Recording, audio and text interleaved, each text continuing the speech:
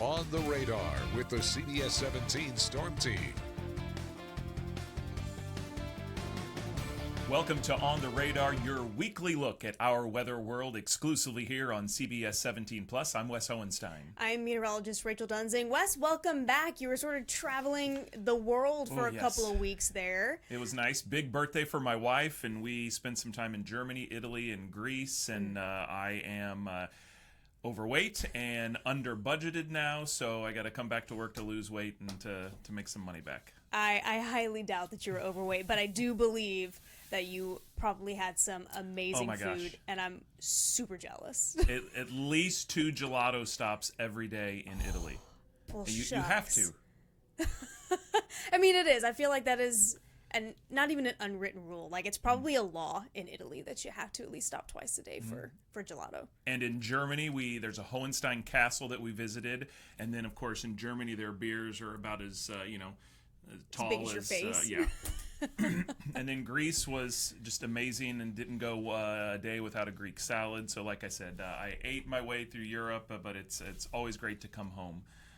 Even though it was 100 degrees for a couple days. I was about ready to say, how hot was it? How hot was it in Europe? Because I don't want to say you missed out on the heat here in North Carolina, because it's definitely hot when you got back. But I would have to say gone the whole month of June. So Germany was actually really comfortable. 70s, we had long sleeves on. Then you go south down to Italy, and you're 90s every day. You know, most Italian cities, big, lots of concrete. Like our big cities, they're heat islands, and we walked like 5 miles through each of those cities every day with 90-degree heat. So I may have sweated off some weight there, but again, I made up for it in all the food we ate. I was about ready to say, at least you were walking and sweating it out at least. But it doesn't matter where you were, apparently, because except for Germany, where it was comfortable. But, I mean, it was hot. And, of course, here in North Carolina was no exception. It has been a big weather story. And, of course, we definitely need to take some time and talk about that. Yeah, so as we're recording this, the month of June 2025 is wrapping up. We're getting ready for July. On average, July is usually the month we dread. It is the hottest month of the year for Central North Carolina. And we're always happy when July is over, but this year we're happy that June is over. Looks like it's going to be the hottest month on record. Our records go back 140 years, but look at that map. So 1, 2, 3 days, only 3 out of 30, Rachel, that were below average. We had 27 at or above average, including 25 straight. That included those 2 100-degree days. It included 9 days at 96 or above. I mean, we know July's hot, but June usually isn't this hot. This was record-setting. And it really was. And we talk about record-breaking and record-setting. You mentioned it already that this is going to be, at least for now, the hottest June on record here in Central North Carolina. It managed to beat out 2010, which was a very hot June here in Central North Carolina. But so that one was 81.5 degrees. So when we talk about the average temperature, it's the morning low as well as the afternoon high sort of averaged out. And so that's what this is for the entire month. And 2025 this year, 81.6 degrees. So yeah, definitely now the hottest or the warmest, however you want to slice it, June on record.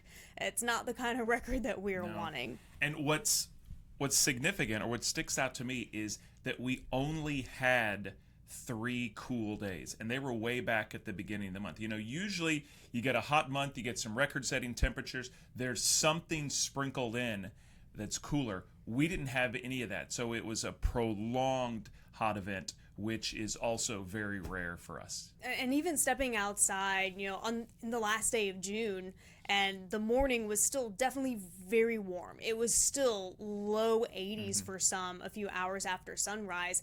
And you kind of step outside and you're like, wow, this actually doesn't feel so bad. And it just goes to show you just how hot the temperatures were, because it's not just the afternoon high temperatures, it's the morning low temperatures as well. And people always say that that's actually a big indicator of showing just how much our climate has been warming over the past few decades is our morning temperatures are now a lot warmer than they used to be. And that's really hard for lower income people, the elderly, people who maybe can't afford to run their air conditioning as much because you don't have any time to cool off overnight. Normally, we go to bed in the evening or whenever it is, and that's your time, your body's time to reset, to relax. And if it's 80 degrees at night, you're really not cooling down all that often. Yeah.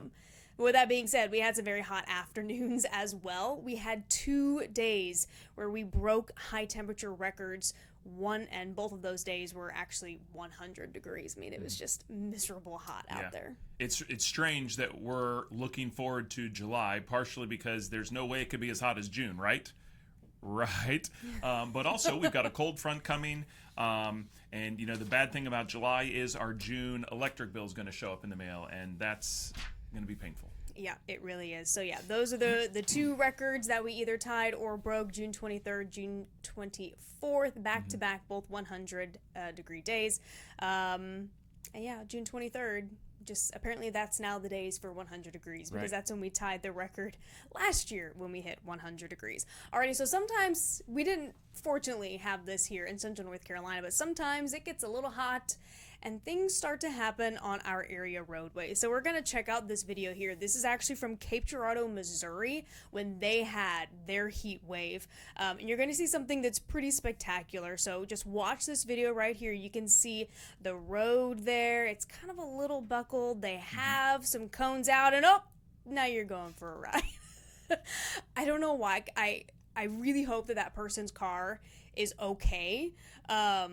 But I have to admit, I laughed really hard the first time I saw this video. And then the 4-wheel drive comes in after and just kind of gently, this little, it looks like a Toyota Corolla, just ramps over it. Thankfully, there's like 3 car dealerships there, so they're going to be able to get it fixed. But can you imagine if this was like an 18-wheeler? Right. I mean, that could have been bad. It could have been so bad. And even then, like, that's a little car, little Toyota, Toyota Camry or Corolla. I mean, it got air. Yeah. I mean, it launched. And imagine you're not totally paying attention. We all kind of go on autopilot sometimes. We're just driving and not thinking. Yep. And all of a sudden you're like, wait, the road is like 3 feet higher than it was. Like, I swear the road was not like this when I was driving. Yeah. And look, it's a Toyota dealership next to the Honda. You saw it in the other shot. If I'm Toyota marketing, I am calling this car owner, and we are making a commercial out of this. I mean, it looks like it didn't have a lot of damage. So, I mean, shout out Toyota. Right.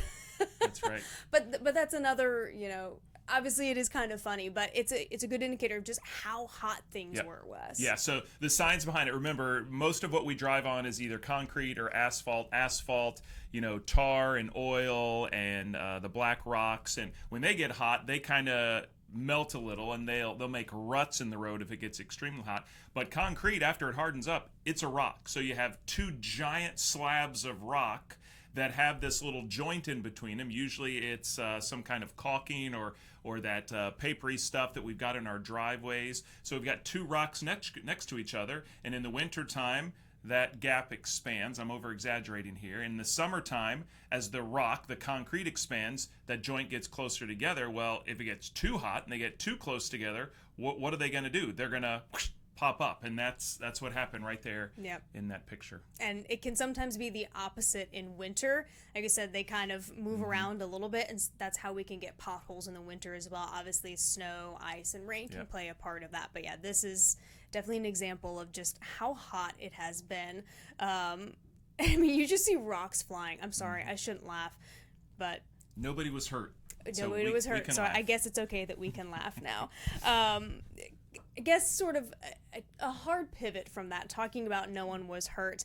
We've had a lot of really powerful thunderstorms lately. And remember, thunderstorms don't have to be severe to be dangerous or deadly, because lightning has been prolific. That's not the right word. Prolific. There's been prolific. Oh my gosh. I make up words all the time. Wow. I was not an English major, folks. I had a Bachelor of Science. We'll cut that out of the live air version. But anyway, there's been a lot of lightning with these thunderstorms lately, and it's been very dangerous. Yes.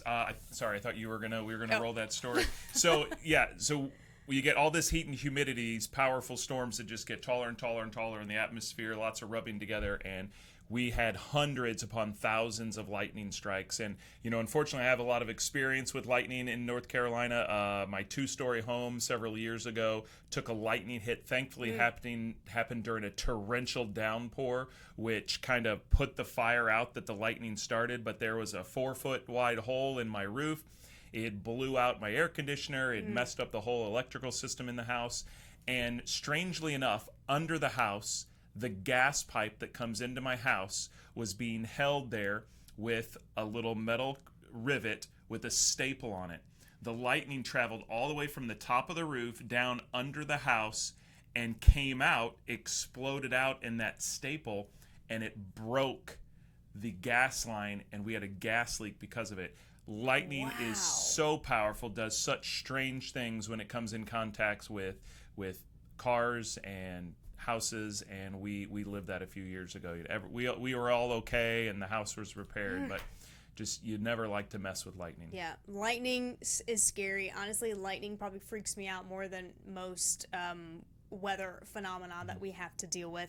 But yeah, our own meteorologist, Laura Smith, spent a little time talking about lightning and the dangers of lightning. We want to share a little bit about that. Just see that lightning strike from our Whitley Law Firm weather camera at Segra Stadium. Summertime storms are popping up, and that means lots of lightning. North Carolina ranks in the top 10 for most lightning-related deaths. With many of us getting outside, safety is key. Ton of lightning out of these storms. Wednesday, severe storms produced thousands of lightning strikes. A strike sparked this house fire in Youngsville. Remember when thunder roars, go indoors. Meteorologist Wes Hohenstein. Notice that they are not necessarily always around the rainmaker, sometimes 10, 20 miles away. When a thunderstorm is nearby, you are not safe outside. Seek shelter in a car or building. But if you're caught outside in a storm, crouch low to the ground, feet together, and head down. In a group, spread out. Here's where to avoid. Inside, stay away from electrical equipment, plumbing, windows, and doors. Outside, stay away from open areas, tall objects, and water. Lightning killed 12 people in 7 states last year. This year's number sits at 4, including a K-9 prison officer in eastern North Carolina earlier this year hit while fishing. If a storm is nearby, remember, stay indoors, wait 30 minutes after the last thunder. I'm meteorologist Laura Smith for CBS 17 News. Thank you, Laura, for that. Again, lightning, your garden variety thunderstorm has lightning, hence thunder and lightning. So you're not always going to get a severe thunderstorm warning for just your afternoon thunderstorm, but we know that those are also incredibly dangerous. So here's some of the lightning related deaths. If we look back from 2006 all the way to this year, it's pretty easy to see when most of those lightning deaths occur. It's usually in the spring and through the summer into early fall, when the weather is either really nice to get outside or it's summer break, everyone's going fishing, everyone's out at the beach, they're playing golf. So really be careful anytime you're outside during thunderstorms, but especially during the warmer months when thunderstorms are also just more common. They're going to happen all the time. Yes, we don't have the energy in the atmosphere in the winter, so there's not as many thunderstorms, so it makes sense that there's not as many deaths. But I mean, those cells a couple weeks ago were producing thousands upon thousands of strikes in a short period of time. And sometimes you do everything you can, but I remember a few years ago in the Cary Crossroads Mall area, there was a thunderstorm, and it was as simple as someone was walking out from a store. I think it was a Michael's or an Old Navy. They were walking across the parking lot to their car, just trying to get out of the rain, and it was during that run from the store to the car that they got struck by lightning. So, we take a lot of stuff for granted, but it could be that simple and that random, a lightning strike. Yeah, it really can. Last year, we had, I believe, around 12 deaths due to lightning strikes. Obviously, the total is a little bit lower this year. You heard Laura say it in her piece. We have 4 deaths related to lightning so far this year. Unfortunately, one of them was in North Carolina. That person was fishing. That man actually was fishing. Last year, of those 12 deaths, none of them were at least occurred in North Carolina. So that is some good news, but unfortunately we had one this year. Most lightning strikes are male. Most lightning related deaths, I should say, are male. Of the 203 people who have died due to lightning since 2015, 159 of them were men. Wow. So it's kind of a sad, interesting statistic. But of the 4 who have passed away this year, 2 were fishing, including the one in North Carolina. 1 was golfing, and 1 was simply standing in the water at the beach in Florida. So yeah, it is hard sometimes because you might see a storm off in the distance, you hear a little bit of thunder, and you think, oh, it's so far away. But like we saw you pointing out in the story, and any of us who just sit and watch radar all the time, lightning can strike from really, really far away. 20 to 30 miles from the thunderstorm, you could have a lightning strike. And remember, I tell my students this every time I talk to them in classes about weather. Lightning is an inch wide, which is about half the length of your pointer finger, but it's 6 times hotter than the surface of the sun. So it's a lot packed into that small inch. And it just occurred to me that, I'm not the only one that's got a lightning story here at the station. Our own Angela Taylor, she was flying 10, 15 years ago, and her plane got struck by lightning. So I don't know if it's something about the people that work here, but she tells the story how it got really, really quiet on the airplane for a couple seconds before things started back up and returned to normal. But airplanes are designed to get hit by lightning, thankfully. Yeah. But such a scary situation. And so are your vehicles. If you can get inside your car or a vehicle when a thunderstorm is around, get inside, roll up the windows. Cars are designed to be something kind of like an airplane where it's called a Faraday cage, and it's meant to take all of that electricity and just sort of harmlessly take it around and then, get it away from you. So get inside a building is the safest place. You don't want to be outside at all, whether it's a vehicle or inside. I also believe Angela has actually been struck by lightning, like actually struck. That explains a lot. She said there's a part of her hair that just doesn't straighten anymore, Right. and she thinks that's where Could she be. got struck. Alrighty, so obviously we've been talking a lot about the serious part of our weather lately, which is, the heat and the lightning, but there was something else that sort of lit up our skies last week. Got a lot of people talking on social media, and we are going to talk more about that after we take a quick break. On the radar with the CBS 17 Storm Team. Welcome back to On the Radar, along with Rachel Duensing. I'm Wes Hohenstein in the CBS 17 Plus studios. All right, so July is upon us. We are going to be talking about the holiday, of course. I think everyone's been thinking about that for months and months. But before we totally leave everything coming from the sky, a lot of people always ask us, Rachel, meteorology, how come that's not the study of meteors? Well, Right. It started back years and years and years ago with Aristotle. He came up with the word, like so many of our English language words, stuff coming from the sky.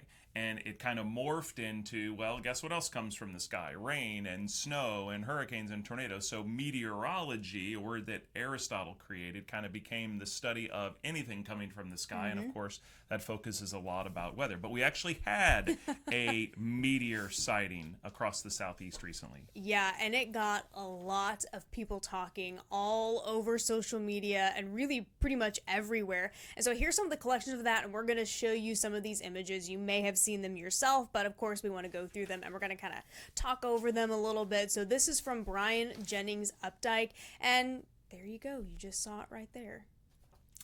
Yeah, so it happened just after lunchtime in the middle of the week. Normally you don't see stuff like this during the day. Right. Normally it's at night. So this is a very rare occurrence.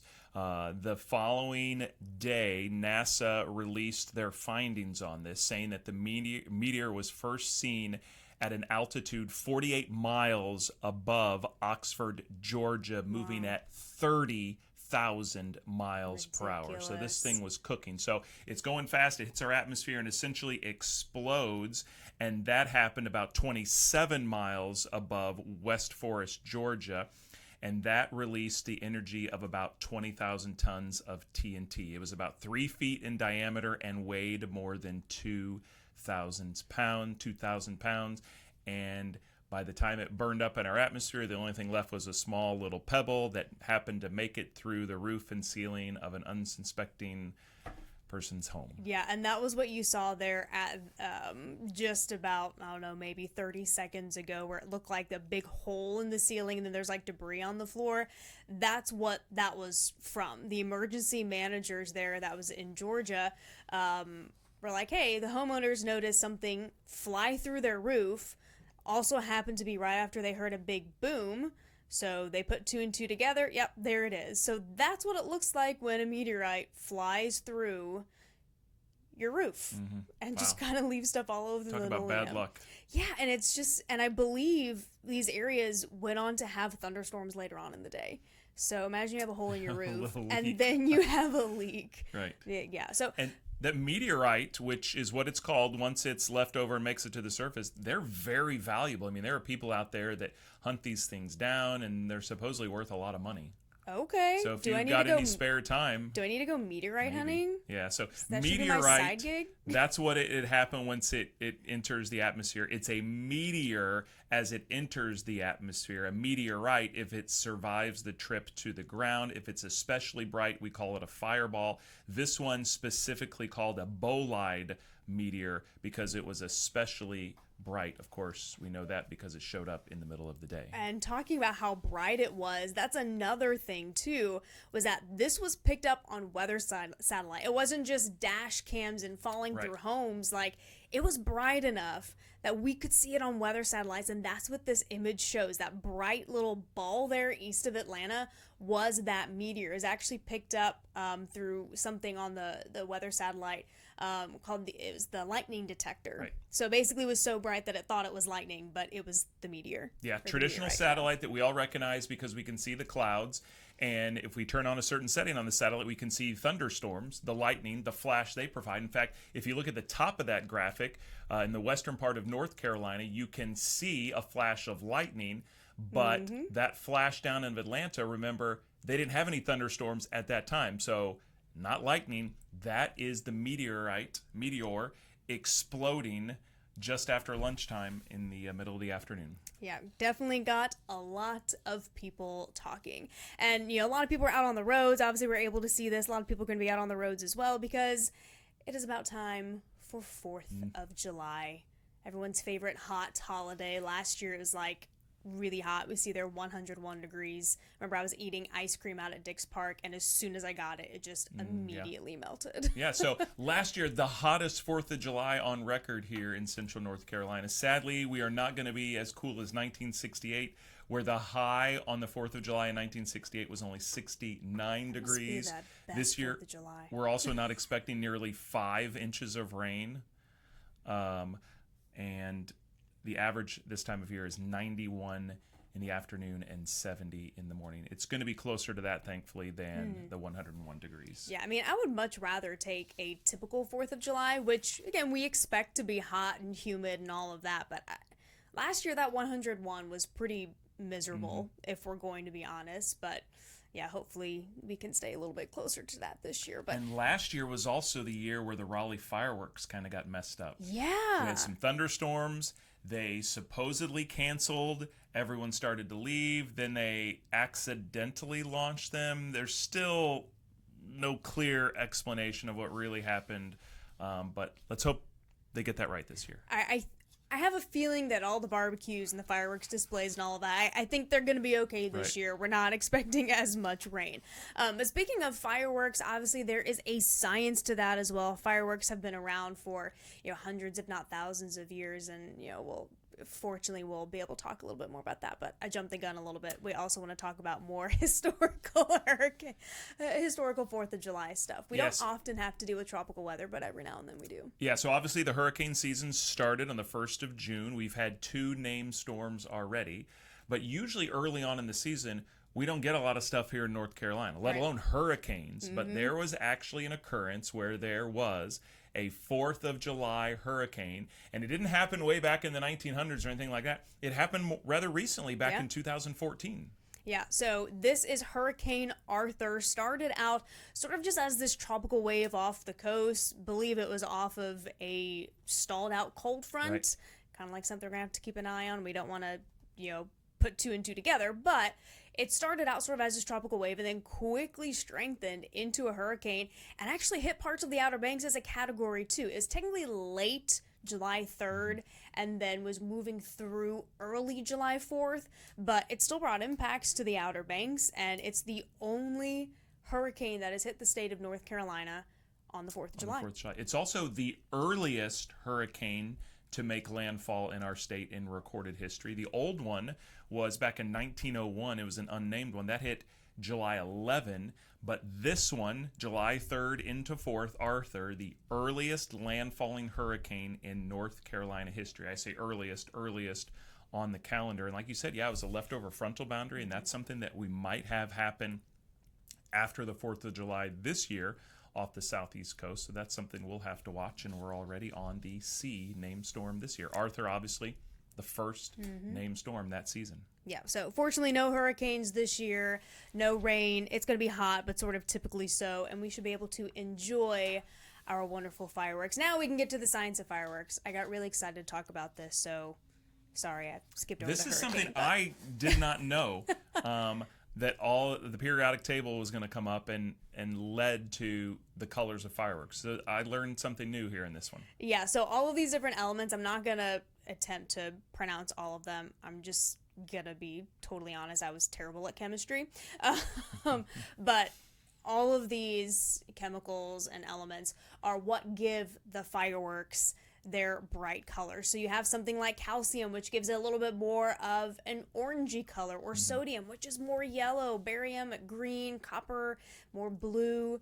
So yeah, there's definitely a science to fireworks, not just, lighting them off in a safe way, but also the beautiful colors that we are able to see as well. So, And let's hope that we'll be able to get everything off without a hitch this year. We've been doing a lot of stories on people going to South Carolina to buy their fireworks, a lot of stories on the tariffs, but there's a science story on fireworks for this year. Yeah, absolutely, because that's what we love to do on the radar. We just love to talk about all the science and everyday random things. All right, we are nearing the end of our time with you here on the Radar, and as we always like to do, we want to end it with super sunsets. And Wes, I'm honestly a little surprised that these are not all your photos from your vacation. Well, I've already bored you with a few stories. I did take some super sunsets. Maybe we'll do those next time. But let's go overseas for our first one. This is from Dubai. Wow. So John has a super sunset. He starts us off from Dubai. I love it when